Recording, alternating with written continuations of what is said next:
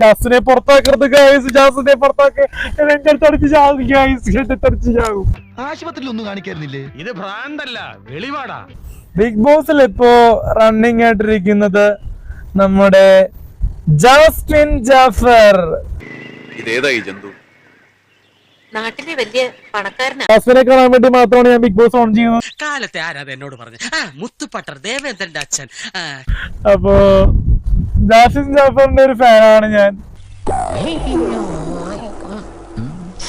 എന്താ ഉറക്കം വരുന്നു. കൂടുതലും ജാസ്മിനെ കാണാൻ വേണ്ടി മാത്രമാണ് ടി വി ഓൺ ചെയ്യുന്നത്, ബിഗ് ബോസ് ഓൺ ചെയ്യുന്നത്.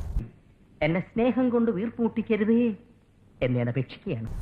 Jasmine, I love U.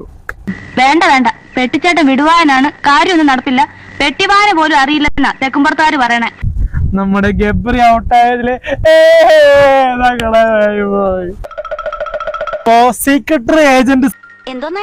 സീക്രട്ടറി agent സായിനെ കുറിച്ച് പറയാം.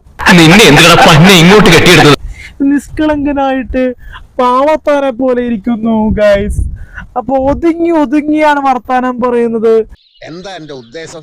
സായുടെ ലുക്ക് വൈസ് ആണെങ്കിലും ഒരു വെള്ള മുടിയൊക്കെ ഉണ്ട്, അതൊക്കെ ഗംഭീരമാണ്. പിന്നെ ബിഗ് ബോസ് ആണ് ശരിക്കും ബിഗ് ബോസ് ആണ് കാണുന്നുണ്ട്. ഇപ്പൊ കറക്റ്റ്, അല്ലെങ്കിൽ പിള്ളേച്ചൻ നുണ പറയുന്നതായിരിക്കും.